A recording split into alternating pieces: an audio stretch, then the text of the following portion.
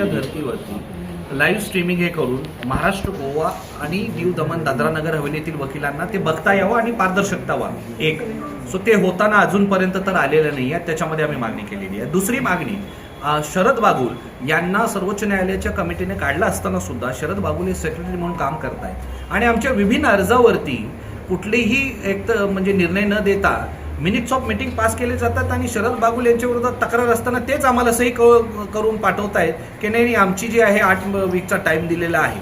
सो कुठेही हे पारदर्शकता होत नाही आहे, एकतर्फी निर्णय होत आहेत. आणि तिसरं महत्त्वाचं म्हणजे काही वकील जे आहेत त्यांना या निवडणूक प्रक्रियेच्या बाहेर काढण्यात आलं होतं. त्याचं कारण सांगितलं की प्रलंबित त्यांच्यावरती शिस्तभंगाची कार्यवाहीची केस आहे. आम्ही लिस्ट दिलेली आहे. माझे देशपांडे जी आहेत यांनी तक्रारी आणि अर्ज दिलेले आहेत. आसिफ नक्वीजींच्या तक्रारीमध्ये त्यांनी मुद्देसूद मांडलेला आहे की इतक्या लोकांच्या विरोधात शिस्तभंगाची कार्यवाही पेंडिंग असताना तुम्ही त्यांना का अलाउ केली. सो इथे हे दिसून येत आहे की काही लोकांना मुभा आणि बाकी लोकांना तुम्ही हे करताय. सो त्याच्या विरोधातही आम्ही म्हणतोय की हिअरिंग लवकरात लवकर द्या, ती होताना दिसत नाही. आणि चौथा महत्त्वाचा मुद्दा, या सर्व प्रक्रियामध्ये जे कोणी इन्व्हॉल्ड आहे, जे काही मी कार्टल म्हणेन, त्या कार्टलच्या विरोधात केव्हा कार्यवाही होणार. यामध्ये रिटायर्ड सन्मान्य हायकोर्टाचे न्यायाधीश आहेत, त्यांनी या कार्टलच्या विरोधामध्ये डे टू डे बेसिसवर काम करावं असं मी म्हणत नाही आहे. मी जे काही आजच्या पत्रकार परिषदेमध्ये सांगतोय ते सन्मान्य सर्वोच्च न्यायालयाची एम वर्धनची जी जजमेंट आहे त्याच्या पॅरा नंबर 6 मध्ये सांगितलेलं आहे. आणि याचं व्हायलेशन, याची अवमान, याचं कंटेम्प्ट हे दररोज केलं जात आहे. त्याच्या विरोधातही आम्ही लढा देतोय आणि आम्ही या पत्रकार परिषदेच्या माध्यमातून विनंती करतोय की या सर्व मुद्द्यावरती इमिडिएटली ऍक्शन घेण्यात. कुठेतरी पारदर्शकता इथं कमी दिसते असं पाहायला. पारदर्शकता कमी म्हणण्यापेक्षा पारदर्शकता, काही आता यांचा अर्ज आहे त्याच्यावरती ईमेल नाही, काही नाही आहे, त्याची हिअरिंग नाही आहे, तर पारदर्शकता गायब आहे. परंतु सुपरवायझरी कमिटीने शरद बागुल यांना काढलं, तिथे आम्हाला पारदर्शकता थोडी दिसली. त्यांना ते जाणवलं की चुकीचा माणूस हा या पदावर बसू शकत नाही. जो सेक्रेटरी आहे तो रिटायर्ड जज पोस्टच्या ह्याच्यावर कसं सोडू शकतात. परंतु जे शरद बागुल आहेत त्यांनी तिथे त्यांच्या मार्फत, वकिलांच्या मार्फत सांगितलं की नाही आता बॅलेट पेपर छापून गेलेले आहेत. कुठंतरी हे दिसून येतं की पडद्यामागे काही लोक याच्या कॉन्स्पिरसीमध्ये इन्व्हॉल्व आहेत आणि ते या बागुल यांना जे आहे या प्रक्रियेमध्ये आपल्या स्वतःसाठी कॉम्पिटंट कॅन्डिडेटला बाहेर काढण्यासाठी वापर केला जातो आणि त्याचे अर्ज सुनावणीला प्रलंबित आहेत. तुम्ही ते हिअरिंगला घेत नाही. सर, डेटा लीक के एलिगेशंस पे आपके पास क्या प्रूफ है? मुझे मैसेजेस आए हैं, आप यहाँ देख सकते हो कि इतने सारे मैसेजेस हैं, फोटो के साथ में पोस्टर्स आ रहे हैं और जूनियर्स वकील को, मेरे जूनियर को आया हुआ है. आपको सभी, हाँ ये आया हुआ है. अभी मैं दिखाता हूँ एक महिला का किस प्रकार से फोटो यूज किया गया. आप शॉक हो जाओगे कि उसका बार काउंसिल का जो ये है आईडी नंबर, वो किस प्रकार से लोगों में भेजा गया और उसके घर में उसका पर्सनल डाटा जो है लीक किया गया. ये गलत है.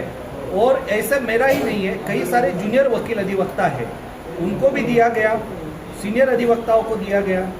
और एसएमएस और कॉलिंग, दिन में कई सारे कॉलिंग जो है लोगों को किया गया था. तो वो कॉलिंग भी आप देख सकते हो कि कई सारे इसमें किया गया है.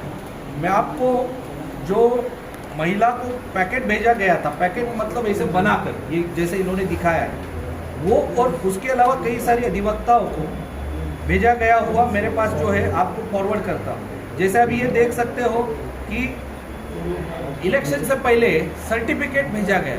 सर मध्ये हाँ, कोड ऑफ कंडक्टचं व्हायलेशन किस प्रकार से किया गया है. तो ये इलेक्शन के 2-4 दिन पहले भेजा गया. फोटो किसी और का और नाम किसी और का, ये भी भेजा गया. और इसी के अलावा हाँ, यहाँ पर आप देख सकते हो. सो यहाँ पे आप देखिए, ये बहुत इम्पोर्टेंट है कि ये मैं रिक्वेस्ट करूँगा कि फ़ोटो को ब्लर करके, नाम को ब्लर करके दिखाया जाए, क्योंकि एक महिला का उसमें ये है. तो इसमें देख रहे हो एक फ़ोटो है, बार काउंसिल का आईडी का ये है, उसके अलावा एड्रेस और नाम है. ये कहाँ से डाटा लीक हुआ और ये नंबर भी, सीरियल नंबर भी दिया गया 12/12/90. तो ये जो है ये बड़ा लीक है और उसके अंदर फिर जो है वायलेशन करके ये दिया गया है. सो डाटा लीक का जो हमारा आरोप है वो इसी आधार पे है. और एसएमएस आपको मेरे पास मैं दिखाता हूँ कि कितने सारे एसएमएस इलेक्शन से पहले 24 तारीख को इलेक्शन था, तो कई सारे इन्होंने मैसेजेस भेजा कि हमें वोट करो। हालांकि कोड ऑफ कंडक्ट ये कहता है कि बल्क एसएमएस जो है या फिर सोशल मीडिया के माध्यम से आप ये नहीं कर सकते हो, लोगों को कंटिन्यूअस मैसेजिंग देके आप वोट का अपील नहीं कर सकते। तो उसका भी वायलेशन जो है कई सारे लोगों ने किया है। सो हाँ, आई विल शेयर लेटर। सो आप जो है आपके माध्यम से मैं यही कहूँगा कि जो पायरेसी का इशू है, डाटा प्रोटेक्शन आज के तारीख में बहुत इंपॉर्टेंट है। आपने देखा होगा ईरान और यहाँ जो युद्ध हो रहा है उसमें ईरान डाटा सेंटर्स पे अटैक कर रहा है, क्योंकि वहीं से सब होता है और data is the new gold of this era. और बीसीएमजी का डाटा जो बहुत सेंसिबल डाटा है, वो डाटा कुछ लोगों ने कार्टेल ने अपने स्वार्थ के लिए यूज किया गया, उसकी भी हम जांच मांगते हैं। ठीक है, कोई सुनवाई नहीं है क्योंकि उनको पता है जो हमने पेपर दिए हैं उनको, वो उन्हीं के पेपर है और उन्हीं के कस्टडी में से आए हैं, तो उनका जवाब वो नहीं दे पाएंगे, इसलिए हम लोग को हियरिंग नहीं दी जा रही है। और जिसका रिजेक्शन होना चाहिए उसको दबाने के लिए ये हियरिंग हमको नहीं दी जा रही है। इसके वजह से हमको रिट पिटीशन फाइल करना पड़ा, मुझे खुद फाइल करना पड़ा और 9 तारीख को इसकी हियरिंग लगी है। और देखते हैं, हमने यही मांग की है क्योंकि जो सुप्रीम कोर्ट का ऑर्डर है कि आप पहले कमेटी को अप्रोच करो, तो हमने हाई कोर्ट से यही मांग की है कि आप हमारी जल्दी से जल्दी सुनवाई करिए और इसमें ऑर्डर पारित करिए। Thank you. देखिए, we are very much distinct कि न्याय मिलेगा। सुपरवाइजरी कमेटी ने एक, जैसे शरद बागुल को हटा दिया गया, इलेक्शन ऑफिसर के तौर पे वो खुद को ये कर रहे थे और सुप्रीम कोर्ट ने हमारे अधिकारों का ये कर दिया कि हाईलाइट किया, बोला नहीं यू हैव अ राइट। तो इसमें न्याय मिलने की गुंजाइश है। नहीं मिलता है तो जैसे मैंने बोला, लेजिस्लेटिव जो है उनके पास एमपी है, एमएलए है, उनके पास हम मूव करेंगे, पार्लियामेंट के माध्यम से हम इसको मूव करेंगे। उसके बाद में भी कुछ नहीं होता है तो संवैधानिक अधिकार जो है वो जिस प्रकार से अधिवक्ताओं के प्रोटेक्शन एक्ट के लिए हमने आज़ाद मैदान में 2 साल आंदोलन किया था, मोर्चा किया था, उसी प्रकार से हम पूरे देश भर में अधिवक्ताओं को मिलेंगे और सबसे पहले तो जागृति की जाएगी और मूवमेंट जारी ये पॉलिटिकल इन्फ्लुएंस से भी जुड़ा हुआ है। पॉलिटिकल में नहीं समझता हूँ इसमें कोई इन्वॉल्व है, क्योंकि इसमें सारे लोग हैं, सभी धर्म के, सभी पार्टी के हैं। हाँ, एक ग्रुप जरूर है जो कई सालों से वहाँ खुद को पकड़ के बैठा हुआ है, किंग एंड कीथ जिसे हम कहते हैं, जो खुद के ही बच्चों को या खुद ही रहना चाहते हैं, जो पॉलिटिक्स में है कि मैं ही बैठूं, मैं ही बैठूं, मैं ही बैठूं, वो सब चल रहा है। घराना जिसे हम कहते हैं, वो खुद ही के, वो कार्टेल का।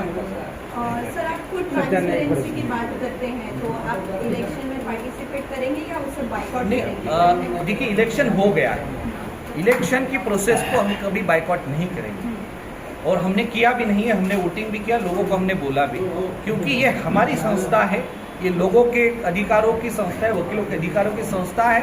और इसमें कुछ लोग 20, 25, 50 कुछ % लोग अगर गलत कर रहे हैं तो उनके खिलाफ में लड़ना हमारा काम है और लड़ने के लिए इस प्रोसेस में हम रहेंगे। और हाँ, ये इलेक्शन सेट असाइड हो, फिर से हो, ये भी हमारी मांग है। सर, तुम उद्देश्यपूर्ण तरीके से कि वही लोग इस कमेटी में चुन के आए, उसके लिए उन्होंने तरह तरह के हथकंडे रूल में अमेंडमेंट लाए। जो 2023 में जो रूल में अमेंडमेंट लाया गया उसका नोटिफिकेशन अक्टूबर 2025 में निकाला जाता है और उसको छुपाया जाता है। जब इलेक्शन का नोटिफिकेशन निकलता है उसके बाद बार काउंसिल की ड्यूटी बनती है कि ये रूल के तहत जिसके अंदर कमियां हैं वो ये चुनाव नहीं लड़ सकते, वो रूल भी पब्लिश होने चाहिए थे।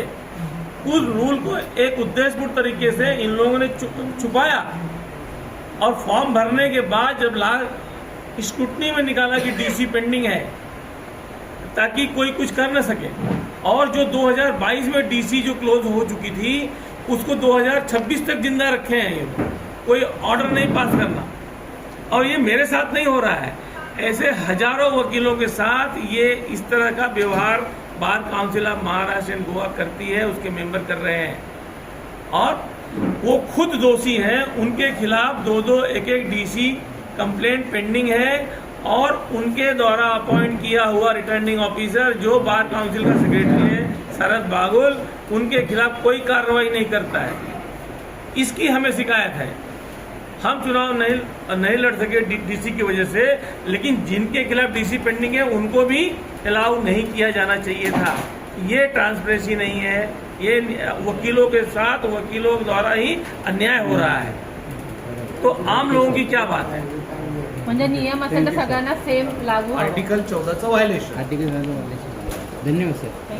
धन्यवाद.